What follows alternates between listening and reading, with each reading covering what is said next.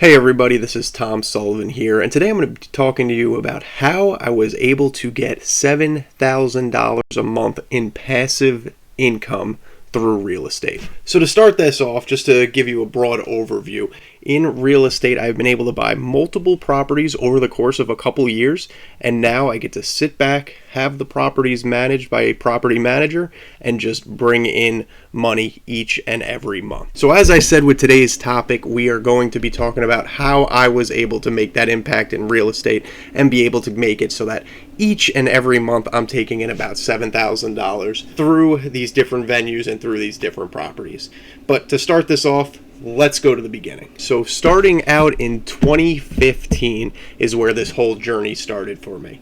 And as I was going through college, I was seeing how so many people were able to buy properties and rent them out to these students and be able to make significant amounts of money.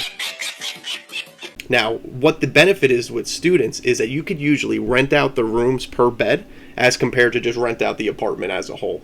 When you're talking about per bed, you may be able to charge, say, $400 or $500 per bed for a 3-bedroom apartment. So you can make $1,500 when in other cases you only be making about $1,000. So in this university setup, there was a huge advantage to be able to make higher income. And how did I learn about this? I was a student myself, and I was able to see off of one property that they were able to make about $72,000 a year. Now, mind you, this was a big house. This house fit 13, 14 people in it, but it still showed that off of one property, if you're able to buy it, you can make massive amounts of money. And that's what started me on this journey. Even while I was in college, I was calling up real estate agents, calling up brokers, trying to get myself a loan. But the problem that I ran into is I did not have any work history. So I chose to wait until I got out of school, wait until I had a job, and save up some money.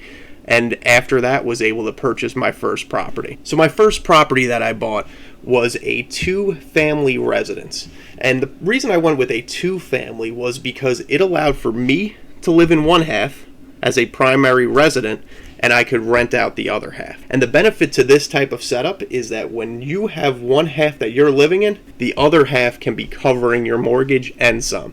I was living for free and was able to work on the house, fix it up a little bit, and then 1 year later jumped onto property number 2. So with that new setup in property number 2, once again went with a 2-family because of those cash flow opportunities. I get to live for free in the house, someone pays the mortgage living in the other half, and then I have a whole property on the side still bringing in income. Now, once I had those 2 properties set up, at that point I'm making money. One house was paying me $1,000. That was mine to keep. So within a year, I was making $12,000 a year. What I had to look at next was how do I get 2 properties and move into a third to be able to continue this process.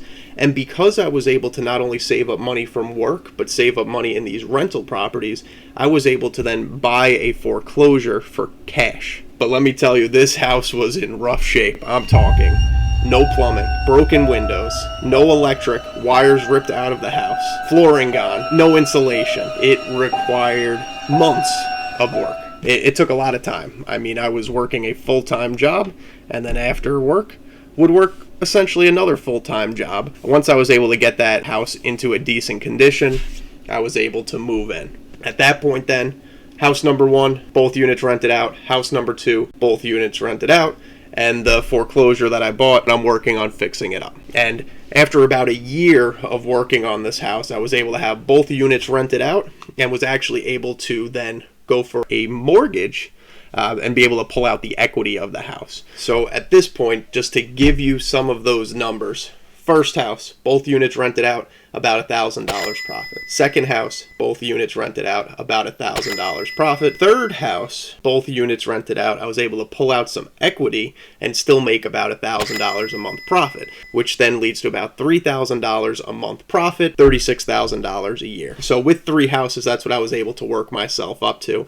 And then at this point, went the single family route. I was able to find an incredible deal through the contractor I worked with to be able to purchase a single family house extremely cheap.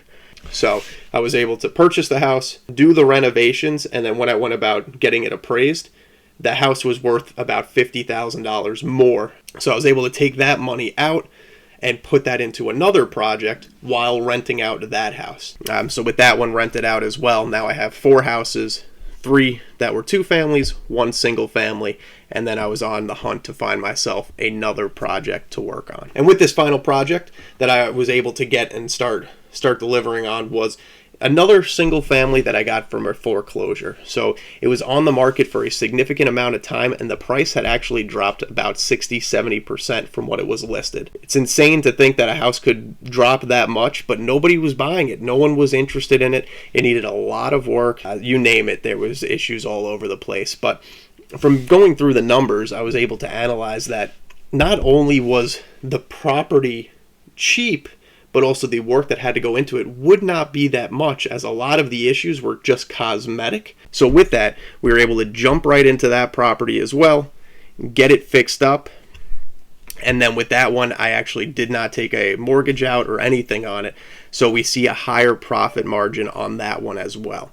So with those 5 properties that I have, I'm averaging just shy of $6,000 a month coming in. And with that then shows each and every year I'm making about 70 grand. Now the big thing that I'll say for everyone here is that anybody can do this. It just takes time, patience, and a strong work ethic. Do what they call a house hack. So move into one property, stay there for a year, jump into another property and stay there, and continue that process over and over until you have enough money saved that you can then go ahead and start purchasing houses without having to make that transition. But that's a little bit about my real estate journey and how I was able to get to the point where I have passive income of about $70,000 a year off of these properties. Now, with that, there are a lot of variables that do come up, but the numbers are true to the situation. Each situation is different, so make sure you're looking to see what area you're in, what the cost of houses are, what the rent income is, just to make sure the numbers make sense. Just make sure you do your research beforehand and make sure you're 100% in it, because it requires a lot of work. But thanks everybody for watching this video. Hope you enjoyed it and got to learn a little bit about how I was able to build this passive income through real estate.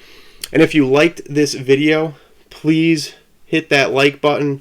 Please subscribe to the channel, as I'll be making more of these videos around investing and real estate. But thanks again for watching this video, and I look forward to seeing you next time.